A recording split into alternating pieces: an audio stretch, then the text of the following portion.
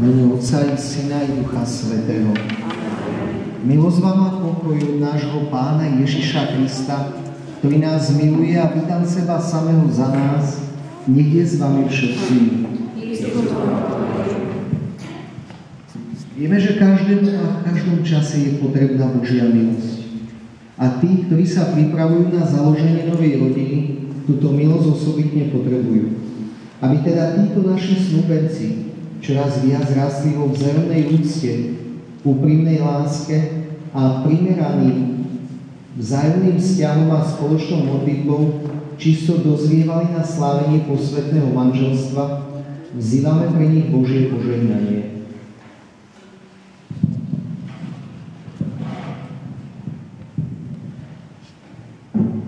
Nebeský Otče, od Teba pochádza láska, lebo Ty si žliedlo pravej lásky a dobroty. Buď blízko pri Ondrejovi a Vierke, ktorí sa dnes zasnubujú. Daruj im radosť a svoje požehnanie. Skrze Krista, nášho Pána. Amen. Pán s vami. Čítanie zo svätého Evanjelia podľa Jána. Ježiš povedal svojim učeníkom: Ako mňa miluje Otec, tak ja milujem vás, ostaňte v mojej láske. Ak budete zachovať moje prikázania, ostaňte v mojej láske, ako ja zachovávam prikázania svojho Otca a ostávam v jeho láske. Toto som vám povedal, aby u vás bola moja radosť, aby vaša radosť bola úplná. A toto je moje prikázanie, aby ste sa milovali navzájom, ako som ja miloval vás. Počuli sme slovo Pánovo.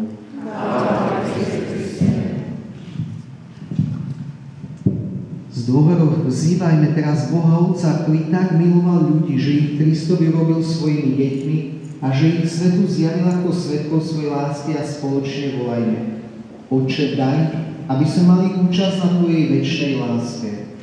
Otče, daj, aby sme mali účasť na Tvojej večnej láske. Ty si chcel, aby sa Kristovi bratia a sestry prejavovali vo vzájomnej láske, ako Tvoje práve deti.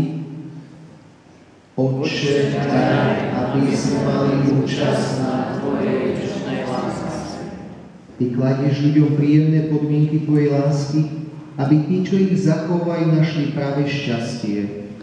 Otče, daj, aby sme mali účasť na Tvojej večnej láske. Ty spájaš vzájomnou láskou muža a ženu, aby sa po položení základu rodiny tešili z venca svojich detí. Otče, daj, aby sme mali účasť na Tvojej večnej láske. Ty si plno snúbeneckej lásky tajomne naznačil v sviatosti manželstva veľkonočnou obetou svojho Syna Krista, ktorý miloval cirkev a svojou krvou Ti urobil nepoškvrnenou. Otče, daj, aby sme mali účasť na Tvojej večnej láske. Ty voláš Ondreja a Vierku do plného spoločenstva lásky, ktorou sa členovia kresťanskej rodiny stavajú jedným srdcom a jednou dušou. Otče, daj, aby sme mali účasť na Tvojej večnej láske.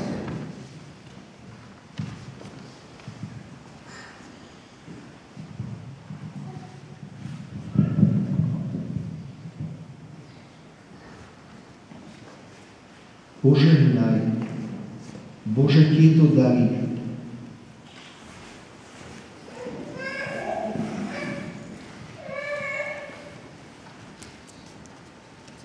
ktoré budú nosiť teda Ondreja, Vierka, ako vyjadrenie svojej lásky a sprevádza ich svojou milosťou, aby túto svoju lásku zachovali čisto a nepoškvrnenú, aby tak mohli hľadiť na Tvoju tvár, ktorú raz uvidia blahoslavení čistého srdca, skrze Krista, nášho Pána. Amen. Dary, ktorý ste si navzájom odovzdali, zachovajte si tak, aby ste to, čo ste si navzájom sľúbili, završili vo svojom čase. Skrze Krista, nášho Pána. Amen. Volajme spoločne: Velebíme ťa, Bože. Velebíme ťa, Bože. Velebíme ťa, Bože, veď všetko, čo si stvoril, je dobré. Ty si človekovi zveril svoje stvorenie. Ty si stvoril človeka na svoj obraz, muža a ženu si ich stvoril. Modlíme sa. Bože náš Otec, Ty dávaš každému život a všetkým ľuďom chceš darovať radostný život vo večnej blaženosti. Prosíme ťa o požehnanie pre týchto snúbencov, posväť ich myseľ, aby spoznali, akú úlohu im zveruješ, posilni ich vôľu, aby sa odteraz ešte s väčšou oddanosťou vynuli k Tebe, drž nad nimi svoju ochrannú ruku, aby sa v tomto čase prípravy na manželstvo zachovali podľa Tvojich príkazov, po čestnej a čistej láske, aby raz boli pred Tvojou tvárou svoji a vzájomnou pomocou získali nebeskú blaženosť v Tvojom kráľovstve. Skrze Krista nášho Pána.